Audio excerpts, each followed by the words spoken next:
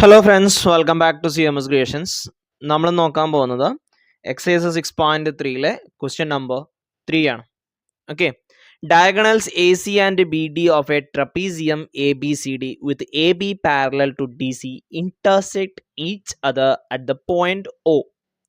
Using similarity criterion for two triangles, show that OA by OC equal to OB by OD. അപ്പോൾ മക്കളെ, ഇവിടെ ABCD ഒരു ട്രപ്പീസിയാണ്. അപ്പോൾ നമുക്കൊരു ട്രപ്പീസിയം വരക്കാം. ഓക്കെ, ഇനി അതേപോലെ തന്നെ ABCD എന്ന് പറയുന്ന ട്രപ്പീസിയത്തിൽ ആരൊക്കെയാണ് പാരലൽ എന്ന് പറഞ്ഞിട്ടുണ്ട്? AB പാരലൽ ടു DC ആണ്. ഓക്കെ, AB എന്ന് പറയുന്ന ലൈനും DC എന്ന് പറയുന്ന ലൈനും എന്താണ്? പാരലൽ ആണ്. അതിൻ്റെ ഡയഗണൽസ് O എന്ന് പറയുന്ന പോയിന്റിൽ കൂട്ടിമുട്ടും. ഇനി സിമിലാരിറ്റി ക്രൈറ്റീരിയ വെച്ചാണ്ട് OA ബൈ OCയും OB ബൈ ODയും ഈക്വൽ ആണ് എന്നുള്ളത് തെളിയിക്കണം. ഞാൻ രണ്ട് ട്രയാങ്കിൾ പറയുകയാണ്. രണ്ട് ട്രയാങ്കിൾ, ഈ രണ്ട് സൈഡുകൾ, നമ്മൾ ഈ പാരലായിട്ട് വരുന്ന രണ്ട് സൈഡുകൾ ഉൾപ്പെടുന്ന രണ്ട് ട്രയാങ്കിൾ ഏതൊക്കെയാ? AOBയും DOCയും, അഥവാ ഈ താഴെയും മുകളിലുമുള്ള ഈ രണ്ട് ട്രയാങ്കിൾ. ഞാൻ ആ ട്രയാങ്കിൾ ജസ്റ്റ് ഒന്ന് ഷെയ്ഡ് ചെയ്ത് കൊടുത്തിട്ടുണ്ട്. നമുക്ക് ഓൾറെഡി തന്നിട്ടുണ്ട് AB DCക്ക് പാരലൽ ആണ്. ഓക്കെ, AB DCക്ക് പാരലൽ ആണ്. AC എന്ന് പറയുന്ന ഈ ലൈന് ട്രാൻസ്വേഴ്സലാണ്. ഓക്കെ, AC എന്ന് പറയുന്ന ആ ലൈൻ എന്താണ്? ട്രാൻസ്വേഴ്സലാണ്. അങ്ങനെയാണെങ്കിൽ അവിടെ ഒരു അൾട്ടർനേറ്റ് ആംഗിൾ ഫോം ചെയ്യില്ലേ?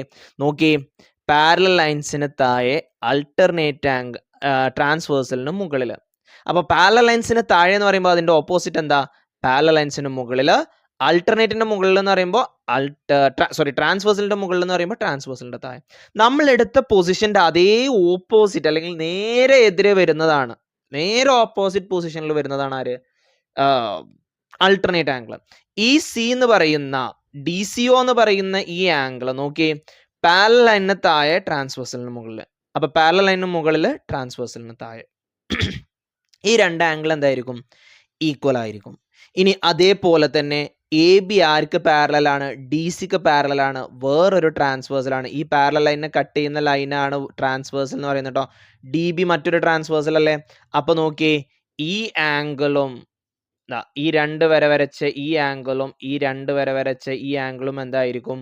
ഈക്വൽ ആയിരിക്കും. അതും അൾട്ടർനേറ്റ് ആംഗിൾ അല്ലേ? CDO പാരലൽ ലൈൻസിന് താഴെ ട്രാൻസ്വേഴ്സലിന് മുകളിൽ. അപ്പൊ പാരലൽ ലൈൻസിന് മുകളിൽ ട്രാൻസ്വേഴ്സലിന് താഴെ. ഈ രണ്ട് ആംഗിളും എന്തായിരിക്കും? ഈക്വൽ ആയിരിക്കും. ഓക്കെ, അപ്പൊ രണ്ട് ആംഗിളുകൾ ഈക്വൽ ആണെന്നുണ്ടെങ്കിൽ ട്രയാങ്കിൾ എന്താകും? സിമിലർ ആകും. AA സിമിലാരിറ്റി അത് നമ്മൾ പഠിച്ചിട്ടുണ്ട്. AAA സിമിലാരിറ്റി മാത്രമല്ല AA സിമിലാരിറ്റിയും ഉണ്ട്.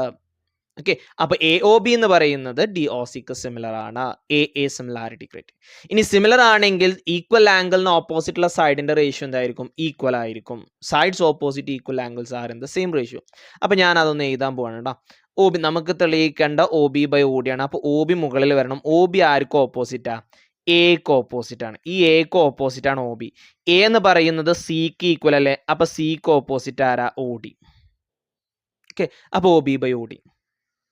ഓക്കെ, ആദ്യം താഴത്തെ ത്രികോണം എടുത്ത്, അപ്പൊ രണ്ടാമത്തേലും താഴത്തെ ത്രികോണം എടുക്കണതാ B. ആംഗിൾ Bക്ക് ഓപ്പോസിറ്റ് ആണ് AO. B ആർക്ക് ഈക്വലാ? Dക്ക് ഈക്വൽ ആണ്. അതിന് ഓപ്പോസിറ്റ് ആണ് ആര്? OC. അപ്പോ OA ബൈ OC നമുക്ക് വേണ്ടതായില്ലേ? ആയോ? OA by OC equal to OB by OD തെളിയിക്കാനായിരുന്നു. നമുക്ക് വേണ്ടത് കിട്ടിയില്ലേ? OB by OD equal to OA by OC. Simple അല്ലേ? ഓക്കെ,